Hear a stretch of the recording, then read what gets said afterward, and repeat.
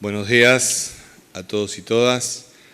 Vamos a proceder a brindar el parte informativo número 539, correspondiente al día 29 de agosto de 2021 del Consejo de Atención Integral de la Emergencia COVID-19. Doctor Enrique Servián. Creado por decreto del Poder Ejecutivo Provincial número 100 del año 2020, ratificado por Ley 1697 de la Honorable Legislatura Provincial. 1. Lamentamos informar en el día de la fecha el fallecimiento de 7 comprovincianos por COVID-19. Se tratan de 2 vecinos de la ciudad de Formosa, Juan, de 50 años, y Sergio, de 48. Una vecina de El Potrillo, Rosana, de 40 años. Un vecino de Las Lomitas, Ángel, de 52 años. Una vecina de Ingeniero Juárez, Olga, de 83 años. Un vecino de Estanislao del Campo, Ismael, de 59 años, y una vecina de La Primavera, Casimira, de 62 años. Expresamos nuestras condolencias a sus familiares y seres queridos. 2. En las últimas 24 horas se han realizado 6.212 muestras de test de vigilancia y búsqueda activa de casos, arrojando 93 de ellos resultados positivos a coronavirus, con un índice de positividad del 1.4% en personas de entre 1 año y 89 años de edad. Estos casos positivos corresponden a Ciudad de Formosa, 40. Las Lomitas, 12. Misión Leixí, 11. Ibarreta, 6. General Güemes, 5. Pozo del Tigre, 3 casos, al igual que Comandante Fontana. Palo Santo, 2. Y un caso en Laguna Neinec, Estanislao del Campo, Villa Escolar, Villa Fañe, Pirané, Espinillo e Ingeniero Juárez. Se verificaron asimismo el ingreso de 4 personas positivas desde otras jurisdicciones. 2 desde la provincia de Corrientes, 1 desde la provincia del Chaco y 1 desde la provincia de Misiones. 3. En el día de la fecha se dará de alta médica a 169 pacientes recuperados que corresponden a 28 localidades. 4. Los datos acumulados de la provincia al día de hoy son los siguientes. Total de casos diagnosticados, 62.522. Total de pacientes recuperados, 60.064. Casos activos, 1.230. Fallecimientos por coronavirus, 1.169. Casos en tránsito con egreso de la provincia, 59. Cantidad de test realizados a la fecha, 1.064.931, que arrojan un índice de positividad acumulada del 5,87%. 5. Los números de las últimas 24 horas relativos a la tarea preventiva que lleva adelante la policía en toda la provincia son los siguientes. Ingresos de camiones de carga, 581. Ingresos a la provincia, 578 vehículos y 1.158 personas. Control en la vía pública, 9.492 personas y 4.464 vehículos. Infracciones, 10 vehículos y 38 personas por incumplimiento de medidas sanitarias. Fiestas privadas intervenidas, 11. 6. Continuando con la campaña de vacunación contra el COVID-19, informamos que hoy se avanza con la segunda dosis para los residentes de la ciudad de Formosa de las clases 1996 y anteriores que hayan recibido la primera dosis de la vacuna Sinopharm hasta el día 7 de agosto.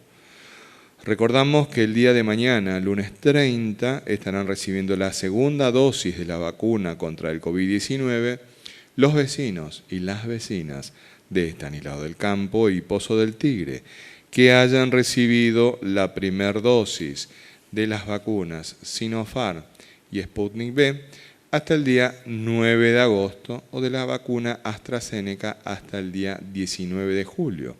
Tanto en la jornada de hoy como en la de mañana podrán acercarse para recibir la vacuna contra el COVID-19 aquellas personas de 18 años en adelante que aún tengan pendiente la aplicación de la primera dosis. 7. Dando continuidad al plan estratégico de inmunización contra el COVID-19, el gobernador de la provincia anunció que se encuentra habilitada la inscripción de los adolescentes de 14 y 15 años de los departamentos Laicí, Pilcomayo, Pirané, Pilagás, Patiño, Bermejo, Matacos y Ramón Lista para recibir la vacuna contra el COVID-19. El link o vínculo para inscribirse es www.formosa.gov.ar/coronavirus/inscripción/vacunación. El día de mañana, ahí ya está colocada el código QR para la realización del trámite de inscripción. En la pantalla, pueden verla, está acá. Este es el código QR. Asimismo, podrán acercarse para recibir la vacuna contra el COVID-19 en esas fechas, obviamente, miércoles 1 y jueves 2 de septiembre, aquellos adolescentes de 16 y 17 años que aún tengan pendiente la aplicación de la primera dosis de la vacuna Moderna, así como aquellas personas de 18 años en adelante que aún no se hayan vacunado. 8. En atención a la mejora sostenida de los indicadores epidemiológicos en la provincia, continuamos avanzando en el proceso de retorno de los alumnos y de las alumnas a las aulas en el sistema educativo provincial. En esta etapa, el Ministerio de Cultura y Educación está trabajando para reiniciar las clases presenciales en las zonas rurales de las delegaciones zonales de Pirané, Patiño, Las Lomitas y Mataco en la zona sur de la Ruta 81. Que se suman entonces estas delegaciones zonales a los departamentos que ya cuentan con esta modalidad de presencialidad cuidada. 8. Con provincianos, los 694 casos reportados esta semana significan una reducción del 34% con respecto a los casos notificados la semana anterior. La tendencia decreciente de la curva de contagios diarios se consolida a partir de la campaña de vacunación y el cumplimiento de las medidas sanitarias que nos protegen a todos y todas. Instamos a la población a concurrir a las distintas jornadas de vacunación que son anunciadas, ya que todas las vacunas que se aplican son eficaces y ayudan a salvar vidas. No solo aumenta la protección de la vida propia frente al virus, sino que también disminuye sustancialmente las posibilidades de contagio y con ellos estamos protegiendo a nuestros seres queridos. No bajemos los brazos, más unidos que nunca, más firmes que nunca. En Formosa no se rinde nadie. Este ha sido el parte informativo número 539 del Consejo de Atención Integral de la Emergencia COVID-19, doctor Enrique Servián. En este marco de pandemia es importante que tengamos la mejor calidad de información para que todos podamos definir nuestras acciones hoy y también las de futuro. Por eso, con una información actual, necesaria y importante también de comprender, nuestro ministro de Economía, Hacienda y Finanzas, el doctor Jorge Oscar Ibáñez. Doctor. Muchas gracias, muy buenos días a todas y a todos. En primer lugar, saludar a todos los colegas en su día. Feliz Día del Abogado para todos. Queremos tocar un tema que ha cobrado una importancia muy grande en las últimas semanas, que es el debate sobre la deuda externa de la República Argentina, y trataremos en unas pocas placas de llevarle información para que todos podamos saber de qué trata este tema y cuáles son los números reales de la deuda externa de nuestro país. Hay que tener en cuenta que los datos que nosotros publicamos a continuación son datos que obtenemos del Ministerio de Economía de la Nación y del Banco Central de la República Argentina. Son datos públicos, están en Internet y cualquiera puede acceder a los mismos. En primer lugar, este cuadro marca la evolución de la deuda pública de la República Argentina en relación al Producto Bruto Interno. Es decir, cuánto significa el peso de la deuda en relación al producto total, que tengamos en cuenta que el producto es la sumatoria de todos los bienes y servicios que produce un país en determinado periodo de tiempo. El gráfico abarca una serie de años partiendo del año 2004 hasta el primer trimestre del 2021, que es la información que está publicada. En el año 2004, como producto de la tremenda crisis del año 2001, la deuda significaba, con relación al PBI, un 118%. Ese era el peso de la deuda, es el extremo del cuadro. Como ven, esto va bajando en los años 2005, 2006, 2007, 2008 y llega al año 2011, que solamente es el 38,9%. Recordemos que se le pagó al Fondo Monetario Internacional y se desendeudó también con respecto a bonos parte del país. Luego continúa evolucionando, tiene una pequeña suba hasta el año 2015. En diciembre del 2015, la deuda pública en relación al PBI lo afectaba en el 52,6%, es decir, 52%. Y ahí viene el más feroz endeudamiento que registra la historia de la República Argentina, por el tamaño de la deuda y por el corto periodo de plazo en el cual se endeudó a nuestro país. Y recordemos que hay un bono a 100 años también dentro de este festival de endeudamiento.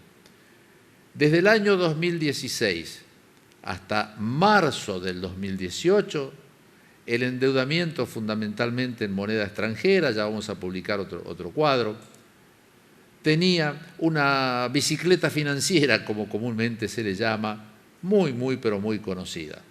Es decir, dólares de Estados Unidos que allá daban como resultado de una imposición el 1%, el 2%, eran traídos a la Argentina por prestamistas, acá los convertían en pesos argentinos, ya sea a través del LEVAC o a través de títulos o en pesos, y las tasas de interés eran tan altas que lo que cobraba en un mes en 30 días ese prestamista acá en la Argentina en pesos era más de lo que un año entero le pagaban por los dólares en Estados Unidos. Hacía eso 2, 3, 4, 5 meses, se salía de las LEVAC o de los que fuere, tasas de interés elevadísimas, recordemos, 60, 70% anual, se pasaba a dólares y se iba con los dólares a Estados Unidos, habiendo hecho un negocio brillante, pero nos dejaba la deuda, por supuesto. Esa bicicleta financiera, más otras más que acompañaban a esta, que era la principal, siguieron funcionando hasta marzo del 2018. ¿Qué pasó en marzo del 2018? En marzo del 2018, los grandes bancos de Estados Unidos y los fondos de inversión le dicen al presidente Macri: no prestamos más. Por el altísimo nivel de endeudamiento que tiene la Argentina, pronosticamos que no nos van a poder pagar. Entonces, en marzo del 2018, cuando ya había llegado al 85% la deuda sobre el PBI, se recurre al último salvavidas que le quedaba al gobierno, que era el Fondo Monetario Internacional. Entonces, del 2016 al 2018, festival de bonos de todo tipo, tamaño y color que se colocaban en Estados Unidos. Hay un bono a 100 años. Y en el 2018 cambia esta metodología y se va al Fondo Monetario Internacional.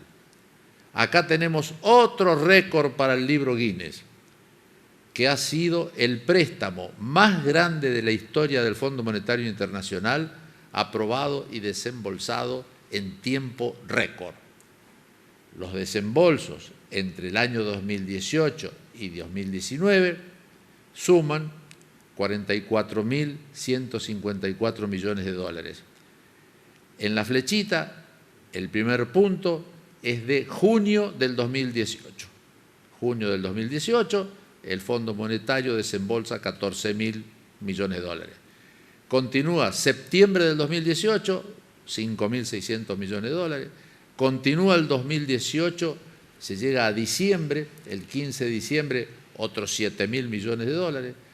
Continúa en marzo, el 15 de marzo, 10.000 millones de dólares. Y allí ocurre otro hecho. Todas las condiciones que Argentina había firmado el gobierno de Mauricio Macri, que iba a cumplir con estas sumas impresionantes de dólares que venían del Fondo Monetario, no se cumplió ninguna. Por lo tanto, peligraba el último desembolso, 2 más había, peligraba porque el Fondo Monetario, la línea, digamos, los técnicos decían imposible. De todo lo que firmaron no cumplieron nada. Entonces, ¿quién aparece haciendo gestiones e imponiendo que se haga el desembolso del 15 de junio, que estábamos cerca de las elecciones? El expresidente de los Estados Unidos. El expresidente de Estados Unidos hizo gestiones personales, las hizo públicas, no es ningún secreto, para que a Argentina se le desembolsara el fondo en marzo 5.300 millones. Y ahí llegamos al récord de 44.154 millones de dólares. Que la pregunta del millón es: ¿qué se hizo con ellos? Porque no hemos visto una infraestructura de rutas, hospitales, líneas, no hemos visto una reactivación de la industria o del campo o de quien fuere apalancada con los dólares del Fondo Monetario Internacional. Si ustedes ven esto con la cuenta de salidas de dólares, da exacto. Es decir, entraron y se fugaron por cualquier mecanismo financiero por distintas partes a paraísos fiscales o a los Estados Unidos. Y a su vez, fíjense lo que firmó el gobierno del expresidente Macri de cómo íbamos a devolver los 44.000 millones de dólares en 4 años. Es decir, 4 años siguientes al que él terminaba su mandato, ¿no? Fíjense lo que es esas barras de colores. En 4 años devolver eso es imposible. Casi 20.000 millones en 2 años y el resto en los otros 2. Quiere decir entonces que se tomaba una suma sideral con una irresponsabilidad de que los pagos efectivamente no los íbamos a poder hacer. Llegamos así a la composición de la deuda en moneda extranjera y en pesos de la República Argentina. En el diciembre del 2015, es el cuadro, la barra más petiza, digamos, la deuda en moneda extranjera era de 148.000 millones de dólares. En diciembre del 2019, la deuda en moneda extranjera era de 249.000 millones de dólares. Es decir, aumentó más de 100.000 millones de dólares. Estos son números, estos son datos concretos, ustedes lo pueden chequear en el Ministerio de Economía de la Nación o, les reitero, en el Banco Central de la República Argentina. La flechita roja indica el aumento de la deuda. Incluye, por supuesto, estos datos, la deuda, toda la deuda registrada en el Banco Central, ya sea el Fondo Monetario o privados. No deuda de privados, sino acreedores privados. Entonces, ¿cómo ha quedado esto a hoy? A hoy esta es la composición en moneda extranjera de la deuda que tiene la República Argentina. En diciembre del 2015, les reitero, teníamos una deuda de 148.000 millones de dólares y en diciembre del 2019 tenemos una deuda de 249.000 millones de dólares y en julio del 2021 de 252.000 millones de dólares, que son prácticamente los intereses sumados a la otra deuda. Entonces, ¿cómo es esto de que sale el expresidente y muestra un gráfico en un reportaje de televisión y dice, no, fíjense cómo está endeudando el presidente Fernández a la República Argentina? Insólito, la está endeudando mucho más que la deuda que nosotros contrajimos. Sí, lo que no le está diciendo es un artilugio televisivo. Lo que no está diciendo que ese aumento de deuda de Alberto Fernández es en pesos, no en dólares, es en pesos. Y ese endeudamiento que ha estado autorizado en el presupuesto y que indudablemente no ha sido fácil para el Tesoro Nacional hacer frente a la pandemia, no ha sido fácil financiar un IFE que no estaba originariamente presupuestado, financiar los ATP, es decir, todo lo que ha tenido que financiarse para enfrentar la pandemia. Esos son los 17.000 millones que ha aumentado en estos 2 años el Gobierno Nacional la deuda en pesos. No se endeudó en dólares, señor. Son pesos, es la moneda del país y la moneda que el país emite, imprime. Hay una gran diferencia con respecto a los dólares que no tenemos, se imprimen, ya sabemos, en Estados Unidos, y hay 2 formas de tener dólares. O tomo crédito en dólares o aumento las exportaciones para poder hacerlos ingresar al país. Son los 17.000 millones que el expresidente presenta en la televisión para decir de que el Gobierno Nacional de Alberto Fernández está endeudando en mayor forma al país que lo que lo endeudó él. No es cierto. Y hay otro dato importantísimo. El Poder Ejecutivo Nacional se aprobó en marzo del 2021 una ley para poner fin a futuro a que podamos tener otro festival de endeudamiento como el que tuvimos los 4 años del gobierno de Macri.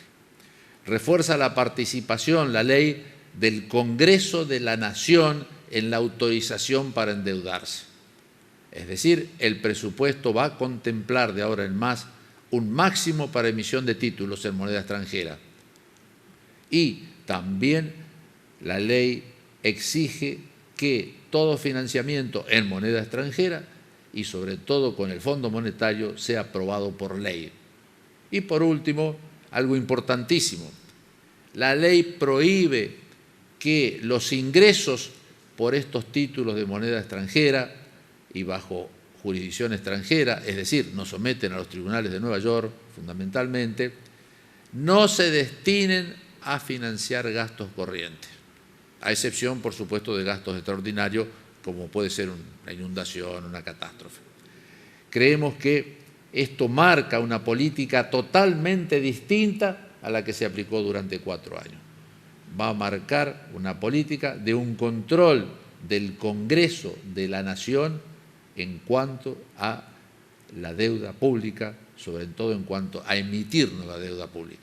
Fortalece así el rol del Congreso de la Nación. Muchísimas gracias. Muchas gracias, doctor. Estos datos son importantísimos, porque la economía también es un pilar fundamental que se ha sentido y resentido durante la pandemia. Nosotros los formoseños estamos trabajando todos unidos y unidas para juntos y juntas lograr superar esta pandemia.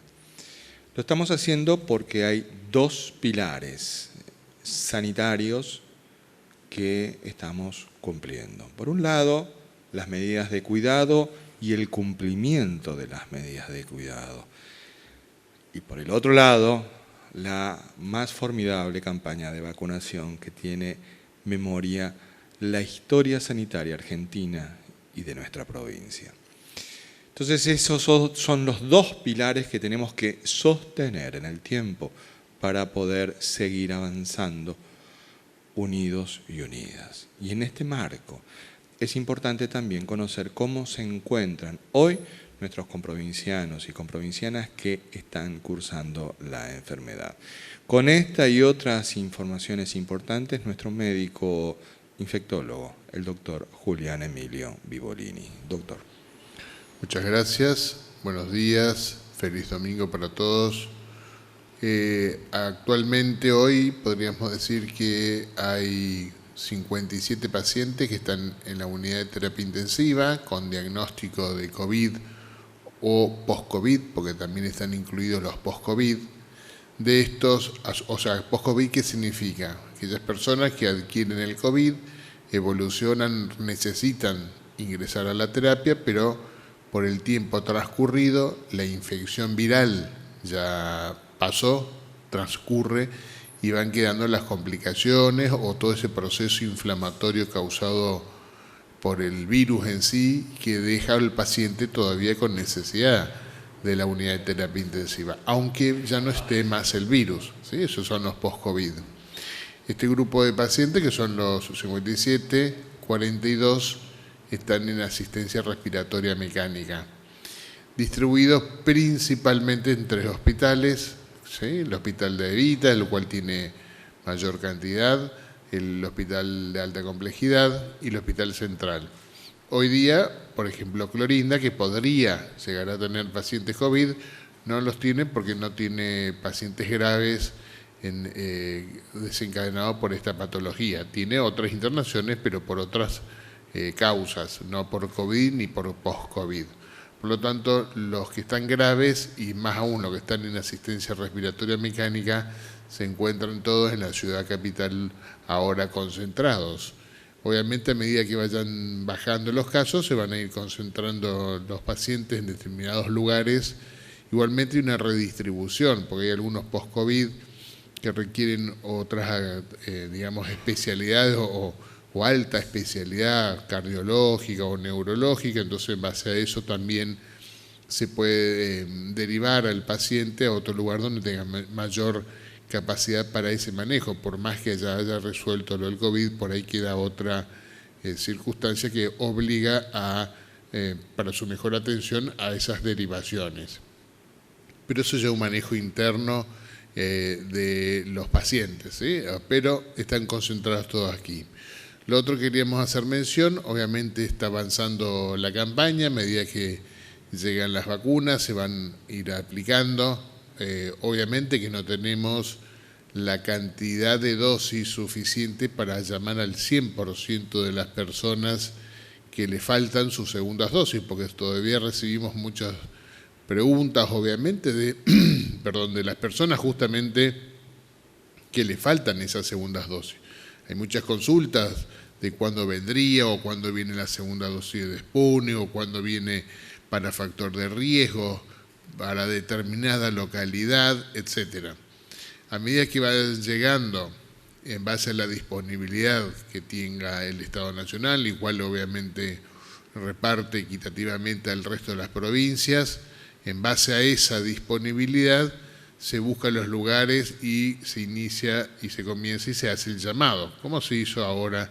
Hoy, por ejemplo, llamamos a casi toda la provincia, así que a medida que van llegando y tengamos más disponibilidad, por supuesto, se va a ir llamando a aquellas personas que aún le falta su segunda dosis.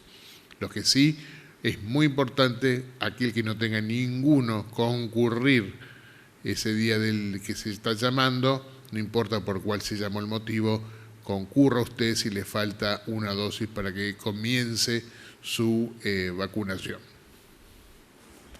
Muchas gracias, doctor. Antes de pasar a las preguntas que nos formulan los señores y las señoras periodistas, tenemos pedidos de muchas personas que nos preguntan nuevamente acerca del anuncio de vacunación para nuestros adolescentes que dio a conocer en el día de hoy el gobernador. Es el punto 7 del parte del día de hoy y que dice lo siguiente: dando continuidad al plan estratégico de inmunización contra el COVID-19, el gobernador de la provincia anunció que se encuentra habilitada la inscripción de los adolescentes de 14 y 15 años de los departamentos de Laicí, Pilcomayo, Pirané, Pilagás, Patiño, Bermejo, Matacos y Ramón Lista. Es decir, 8 son los departamentos en los que estamos habilitando la inscripción de nuestros adolescentes de 14 y 15 años para recibir la vacuna contra el COVID-19. Hay un link para inscribirse, es decir, en la página www.formosa.gov.ar/coronavirus/inscripción vacunación. Acá nuevamente está el código QR que pueden escanearlo, que es este que está acá. Pueden escanearlo con el teléfono celular y automáticamente nos envían al formulario respectivo para que podamos realizar la inscripción. ¿Cuándo se realizará esta vacunación para nuestros adolescentes de 14 y 15 años de los departamentos que hemos mencionado? Esta vacunación se llevará a cabo los días miércoles 1 y jueves 2 de septiembre. En simultáneo, en todas las localidades de esos 8 departamentos. Acuérdense, nuestra provincia de Formosa tiene 9 departamentos. Habilitamos esta inscripción para los adolescentes de 8 departamentos. Asimismo, ese mismo día, miércoles 1 y jueves 2 de septiembre, podrán acercarse para recibir la vacuna contra el COVID-19 aquellos adolescentes de 16 y 17 años que aún tengan pendiente la aplicación de la primera dosis de la vacuna Moderna, así como aquellas personas de 18 años en adelante que aún no se hayan vacunado. Recordemos que en este tiempo de pandemia, la vacunación es un verdadero acto de amor, tal como nos lo ha enseñado nuestro querido Papa Francisco. Ahora sí, vamos con las preguntas de los señores y de las señoras periodistas. Buenos días, señora Dolores. Muy buenos días y feliz día del abogado a ambos. Muchas gracias. La primera pregunta es de Fernando Domínguez, Radio Toro Clorinda. ¿Qué pueden hacer aquellos adolescentes que se inscribieron y antes de recibir la vacuna resultaron positivo a COVID? ¿Cuándo podrían vacunarse? ¿Deben volver a inscribirse? Julián. Creo que se leyó igual en el parte a aquellos que no se inscribieron y no se pudieron vacunar, serán vacunados, si mal no escuché, pero es así. O sea, aquella persona que ya fue inscripta y no pudo, por obvias razones, Estamos hablando en estos lugares en particular. Si es una persona que pregunta y está en Formosa Capital, no se llamó a Formosa, el departamento de Formosa, se llamó a los otros departamentos. O sea, si están en esos departamentos, alguno de ellos, sí, no hay inconveniente. Siguiente pregunta, por favor. Esta pregunta es de Rolando Acosta, Canal 3 Formosa. ¿Qué novedades tienen de posibles reacciones adversas atribuibles a la vacuna, especialmente entre los adolescentes? Doctor. Hasta ahora no hay ningún reporte de ningún caso grave, por lo menos de Nación, nosotros no tuvimos ninguno, pero de Nación o de otras provincias no tengo ninguna noticia de ningún caso grave en adolescentes por esta, por lo menos moderna, es la que estamos hablando, la que son menores de 18 años. Siguiente pregunta, por favor. Esta pregunta es de Liliana Palma, Radio Fénix, Ingeniero Juárez. Para el ministro Ibáñez. Días atrás habíamos preguntado cuándo vuelve la Feria Paipa a Ingeniero Juárez y ahora nos confirmaron que se realizará el viernes 3 de septiembre. La pregunta es si los precios y la calidad son los mismos que en Formosa Capital y si los emprendimientos locales tendrán su lugar. Bueno, me alegro, no sabía lo de la fecha, pero les habíamos prometido que la Feria de Soberanía Alimentaria, creo que es a la que te refieres, ya estaba más cerca porque habíamos estado en Lomitas. Los precios de la Feria de Soberanía Alimentaria que se realice en cualquier punto de nuestra provincia son los mismos, son exactamente los mismos, porque el transporte de los productos, de los paiperos, de los emprendedores que producen alimentos, igual que de algunas pymes que están produciendo alimentos, el transporte está subsidiado por el Estado provincial. Es algo similar a esta amiga de Juárez lo que pasa con las garrafas.